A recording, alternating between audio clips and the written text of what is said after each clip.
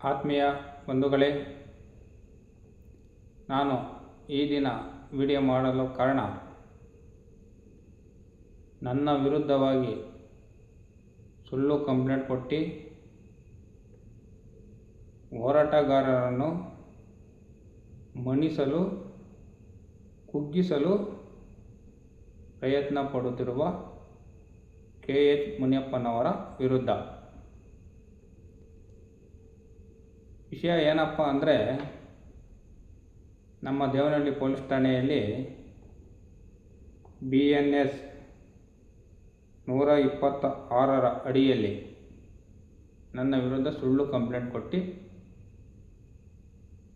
ನನ್ನನ್ನು ಪೊಲೀಸ್ ಠಾಣೆಗೆ ಕರೆಸಿ ಈ ದಿನ ನೋಟಿಸ್ ಕೊಟ್ಟಿರುತ್ತಾರೆ. ವಿಷಯ ಏನಪ್ಪ ಅಂದರೆ, ಇದಕ್ಕೆಲ್ಲ ಕಾರಣ ಒಂದೇ.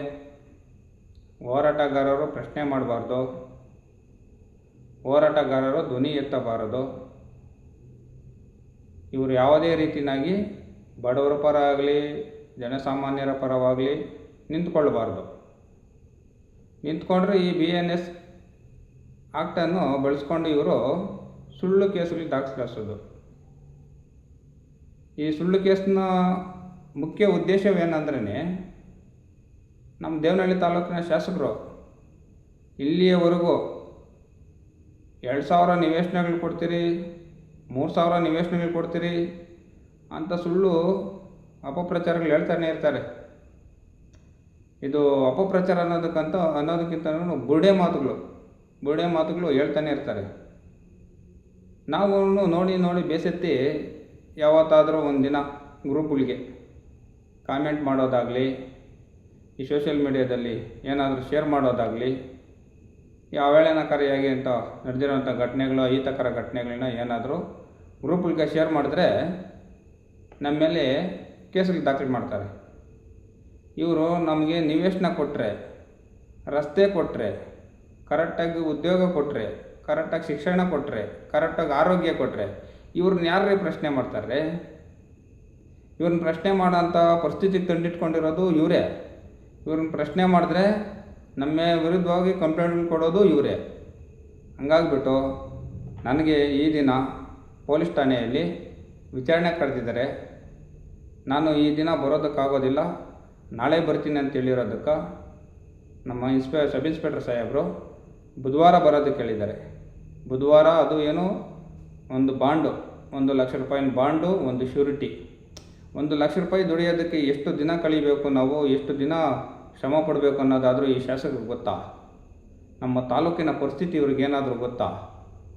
ನಮ್ಮ ತಾಲೂಕಿನ ಪರಿಸ್ಥಿತಿ ಗೊತ್ತಿದ್ದರೆ ಈ ರೀತಿ ಪ್ರಶ್ನೆ ಮಾಡೋಂಥ ವೋಟರ್ಸ್ಗಳ ಮೇಲೆ ಯಾವುದೇ ರೀತಿಯಾಗಿ ಈ ಥರ ದುರುಪಯೋಗ ಪಡಿಸ್ಕೊತಾರಿಲ್ಲ ಅಧಿಕಾರನ. ಅವ್ರಿಗೆ ಅಧಿಕಾರ ಕೊಟ್ಟಿದ್ದೇ ತಪ್ಪು ಅಂತೇಳ್ಬಿಟ್ಟು ಇದನ್ನು ನಮಗನ್ನಿಸ್ತೈತೆ. ನಾವು ಕೇಳೋದಿಷ್ಟೇ ಸ್ವಾಮಿ, ನಮಗೆ ನಿವೇಶನ ಕೊಡ್ರಿ. ನಾವು 2018ರಿಂದನೂ ಕುಟುಂಬದಂತೆ ಒಂದು ನಿವೇಶನ ಕೊಡಬೇಕು ಅಂತೇಳ್ಬಿಟ್ಟು ಸತತವಾಗಿ ಹೋರಾಟಗಳು ಮಾಡ್ಕೊಂಡೇ ಬರ್ತಾಯಿದ್ದೀರಿ. ನೀವು ಈ ರೀತಿ ನಮ್ಮ ಮೇಲೆ ಸುಳ್ಳು ಕೇಸುಗಳು ಹಾಕೋ ಬದಲು SC ST ಕುಂದುಕೊರತೆ ಸಭೆಗಳನ್ನಾಗ ವಿಚಾರ ಮುಡಿಸ್ಬೋದಲ್ಲ ನಮಗೆ. ಎಷ್ಟು SC ST ಕುಂದುಕೊರತೆ ಸಭೆಗಳು ಮಾಡಿದ್ದೀರ ನೀವು? ಇಲ್ಲಿಯವರೆಗೂ ನೀವು ಗೆದ್ದಾಗಿನಿಂದ ಒಂದು ಬಾರಿ ಬಿಟ್ಟರೆ ಅದು ಏನೋ ಬೇಕಾಬಿಟ್ಟಿಗ ನೇಮಕವಾಸಿಗೆ ಬಂದು ಅಲ್ಲಿ ಫುಲ್ಲು ಆಶ್ವಾಸನೆಗಳು ಕೊಟ್ಬಿಟ್ಟು ಹೋಗಿದ್ದೀರಾ. ಅದೇ ರೈಸಂದ್ರ ಗ್ರಾಮಸ್ಥರು ನಿವೇಶನ ಕೊಡ್ತೀರಿ ಅಂತಲೂ ಹೇಳ್ಬಿಟ್ಟು ಹೋಗಿದ್ದೀರಾ. ಕೊಟ್ಟಿದ್ದೀರಾ? ಇಲ್ಲಿವರೆಗೂ ಕೊಟ್ಟಿಲ್ಲ. ಇದನ್ನ ಪ್ರಶ್ನೆ ಮಾಡಿದ್ರೆ, ಇದನ್ನ ಕೇಳಿದ್ರೆ ನಮ್ಮ ಮೇಲೆ ಕಂಪ್ಲೇಂಟ್ ಆಗ್ತೀರಾ. ಏನು ನ್ಯಾಯ ಇದು? ನಾವು ಸಂವಿಧಾನದ ಅಡಿನಲ್ಲೇ ಬದುಕ್ತಾ ಇರೋದು ಸ್ವಾಮಿ. ಯಾವ ರೀತಿ ನಿಮಗೆ ಇಂಥ ಕಚಡ ಕೆಲಸಗಳು ಮಾಡಬೇಕು ಅಂತ ಮನಸ್ಸು ಬರ್ತಾ ಇದ್ದಾವೋ ನನಗೂ ಗೊತ್ತಾಗ್ತಾ ಇಲ್ಲ. ನೀವು ಹಿರಿಯರಿದ್ದೀರಾ, ಹಿರಿಯರಿಗೆ ನಾವು ಈ ಮಾತುಗಳೆಲ್ಲ ಬಳಸಬಾರ್ದು. ಆದರೂ ನಮ್ಮ ಆಕ್ರೋಶ ಏನು ಮಾಡ್ತೀರಾ? ನಾವು ನಿಮ್ಮ ಹತ್ರ ತೋಡ್ಕೊಂಡಿರ ನಮ್ಮ ಹಳ್ಳಿನ ನಾವು ಇನ್ಯಾರ ಹತ್ರ ತೋಡ್ಕೊಬೇಕು? ಹಂಗಾಗ್ಬಿಟ್ಟು ಆತ್ಮೀಯ ಬಂಧುಗಳೇ, ನನ್ನ ಮೇಲೆ ಈ ಕಂಪ್ಲೇಂಟ್ ಕೊಟ್ಟಿರೋದ್ರಿಂದ ದಯವಿಟ್ಟು ಎಲ್ಲ ನಮ್ಮ ದೇವನಹಳ್ಳಿ ತಾಲೂಕಿನ ದಲಿತ ಬಾಂಧವರಲ್ಲಿ ನಾನು ವಿನಂತಿಸಿಕೊಳ್ಳುತ್ತೀನಿ, ಹಾಗೂ ನಮ್ಮ ತಾಲೂಕಿನ ಎಲ್ಲ ಜಾತಿ ಜನಾಂಗದವರಲ್ಲಿ ವಿನಂತಿಸಿಕೊಳ್ಳುತ್ತೀನಿ. ಯಾವುದೇ ರೀತಿ ಇವ್ರಿಗೆ ಪ್ರಶ್ನೆ ಮಾಡಿದ್ರೆ ಬೇಸರ ಆಗ್ತಾಯಿದೆ. ಬೇಸರ ಆಗಿ ಪ್ರಶ್ನೆ ಮಾಡೋರ ವಿರುದ್ಧವಾಗಿ ಇವರು ಕಂಪ್ಲೇಂಟ್ ಕೊಡ್ತಾರೆ.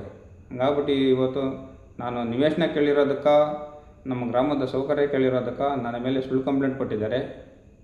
ನಮಗೇನಾದರೂ ನ್ಯಾಯ ಬೇಕು ಅನ್ನೋದಾದರೆ ನಾವು ಹೋರಾಟಗಳು ಮಾಡಬೇಕು. ಹೋರಾಟಗಳು ಮಾಡಿದ್ರೆ ಹೋರಾಟಗಾರ ಮೇಲೆ ಕಂಪ್ಲೇಂಟ್ ಕೊಡ್ತಾರೆ. ಇಂಥ ಪರಿಸ್ಥಿತಿ ತಂದಿಟ್ಟಿರೋಂಥ ನಮ್ಮ ಈ ಶಾಸಕರಿಗೆ ನಮ್ಮ ತಾಲೂಕಿನ ಜನತೆ ಏನು ಉತ್ತರ ಕೊಡ್ತೀರ ಕೊಡಿ. ಹಾಗೂ ನನ್ನ ಈ ಹೋರಾಟಕ್ಕೆ ಎಲ್ಲರೂ ಕೈ ಜೋಡಿಸಿ ಅಂತೇಳ್ಬಿಟ್ಟು ನಾನು ನಿಮ್ಮಲ್ಲಿ ಕೇಳ್ಕೊಳ್ತಾ ಇದ್ದೀನಿ. ಈ ಮುಂದಿನ ದಿನಗಳಾಗ ನನಗೆ ಏನೇ ಹೆಚ್ಚು ಕಮ್ಮಿ ಆದ್ರೂ ಶಾಸಕರು ಮತ್ತು ಅವರ ಹಿಂಬಾಲಕರೇ ಕಾರಣ. ಆ ಹಿಂಬಾಲಕರು ಮಾಡ್ತಾ ಇರೋಂಥ ಕಚ್ಚಡ ಕೆಲಸಗಳಿಗೆ ನಮ್ಮ ತಾಲೂಕೇ ಬೇಸೆತ್ತು ಹೋಗೈತೆ. ಅದು ಅವ್ರ ಕಣ್ಣಿಗೆ ಕಾಣಿಸ್ತಾ ಇಲ್ಲ. ಯಾವುದೋ ಜಿಲ್ಲೆಯಿಂದ ಬಂದು ನಮ್ಮ ಜಿಲ್ಲೆಯಲ್ಲಿ ಅವರೊಂದು ಪ್ರೆಸ್ ಮೀಟ್ ಮಾಡಿಬಿಟ್ಟೆ ಹೋಗಿದ್ದಾರೆ. BJP ನಾಯಕರು ಅಳಿನ ಬಗ್ಗೆ ಮಾತಾಡಿದ್ದಾರೆ, ಮಗನ ಬಗ್ಗೆ ಮಾತಾಡಿದ್ದಾರೆ, ಇವ್ರ ಬಗ್ಗೆ ಮಾತಾಡಿದ್ದಾರೆ. ರಿಯಲ್ ಎಸ್ಟೇಟ್ ದಂಧೆ ಮಾಡ್ತಾವ್ರೆ ಅಂತೇಳ್ಬಿಟ್ಟು ಅವ್ರ ವಿರುದ್ಧ ಯಾಕೆ ನೀವು ಕಂಪ್ಲೇಂಟ್ ಮಾಡಿಲ್ಲ? ನಾವು ಈ ತಾಲೂಕಿನಾಗ ನಿಮಗೆ ಓಟ್ ಹಾಕಿ ಗೆಲ್ಸಿದ್ದೆ ಮಹಾಪಾಪನ ನಾವು? ದಯವಿಟ್ಟು ಸ್ವಾಮಿ ನಮಗೆ ನಿವೇಶನ ಕೊಡ್ರಿ, ನಿಮ್ಮ ತಂಟೆಗೆ ನಾವು ಬರೋದಿಲ್ಲ. ಆರೋಗ್ಯ ಕೊಡ್ರಿ, ನಿಮ್ಮ ತಂಟೆಗೆ ನಾವು ಬರೋದಿಲ್ಲ. ವಿದ್ಯಾಭ್ಯಾಸ ಕೊಡ್ರಿ, ನಿಮ್ಮ ತಂಟೆಗೆ ನಾವು ಬರೋದಿಲ್ಲ. ನಾವು ಓಟ್ ಹಾಕಿ ಆರಿಸಿ ಗೆಲ್ಸಿರೋಂಥ ವ್ಯಕ್ತಿ ನೀವು ನಮ್ಮ ವಿರುದ್ಧ ಕಂಪ್ಲೇಂಟ್ ಕೊಟ್ಟರೆ ನಾವು ಯಾರನ್ನ ಕೇಳಬೇಕು? ಮತ್ತು ನಮ್ಗೆ ಹಕ್ಕು ಕೇಳೋ ಅಧಿಕಾರನೇ ಇಲ್ವಾ? ನಾವು ಹಕ್ಕು ಕೇಳಲೇಬಾರ್ದಾ? ಇನ್ನೇನು ಮಾಡ್ಬೇಕು ಹೇಳ್ರಿ ನಾವು?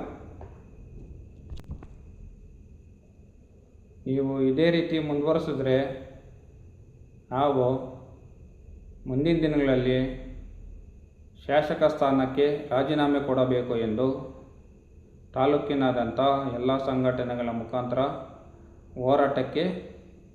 ಬೀದಿಯಲ್ಲಿ ಹೋರಾಟಕ್ಕೆ ಇಳಿಯಬೇಕಾಗುತ್ತೆ. ದಯವಿಟ್ಟು ಅರ್ಥ ಮಾಡ್ಕೊಳ್ಳಿ ಸ್ವಾಮಿ. ನಾವು ಕೇಳ್ತಾ ಇರೋದು ಮೂಲಭೂತ ಸೌಕರ್ಯಗಳು. ನಿಮ್ಮ ಆಸ್ತಿ ಕೇಳ್ತಾ ಇಲ್ಲ, ನಿಮ್ಮ ಅಂತಸ್ತು ಕೇಳ್ತಾ ಇಲ್ಲ, ನಿಮ್ಮ ಒಡವೆ ವಜ್ರಗಳು ನಾವು ಕೇಳ್ತಾ ಇಲ್ಲ ಸ್ವಾಮಿ. ದಯವಿಟ್ಟು ಸಂವಿಧಾನದ ಅಡಿಯಲ್ಲಿ ಸಾರ್ವಜನಿಕರಿಗೆ ಏನು ಮೂಲಭೂತ ಸೌಕರ್ಯ ಕೊಡಬೇಕು ಅದನ್ನು ಕೊಡ್ರಿ. ನೀವು ನ್ಯಾಯವಾಗಿ ಒಂದು ರಸ್ತೆ ಇಲ್ಲ, ಆ ರಸ್ತೆ ಬಗ್ಗೆ ಕೇಳಿದ್ರೆ ಕಂಪ್ಲೇಂಟ್ ಕೊಡ್ತೀರಾ? ಏನು ಕರ್ಮ ಇದು ನಮ್ಮ ದೇವನಹಳ್ಳಿ ತಾಲೂಕಿಗೆ ಬಂದಿರೋದು? ಹಾಗಾಗ್ಬಿಟ್ಟು ದಯವಿಟ್ಟು ಮುಂದಿನ ಬಾರಿ 2028ಕ್ಕೆ ನಿಮ್ಗೆ ತಕ್ಕ ಪಾಠ ಕಲಿಸ್ಬೇಕಾಗ್ತದೆ. ದಯವಿಟ್ಟು ಅದಕ್ಕೆ ಅವಕಾಶ ಮಾಡಿಕೊಡ್ಬೇಡಿ. ಎಲ್ಲ ರೀತಿಯಲ್ಲಿ ಎಲ್ಲ ಜಾತಿ ಜನಾಂಗದವ್ರಿಗೂ ಒಳ್ಳೆಯ ಸೌಕರ್ಯ ಕೊಡ್ರಿ, ಒಳ್ಳೆಯ ಸೌಲಭ್ಯ ಕೊಡ್ರಿ ಅಂತ ಕೇಳ್ತಾ ನಾನು ಈ ಮಾತು ಮುಗಿಸ್ತಾ ಇದ್ದೀನಿ.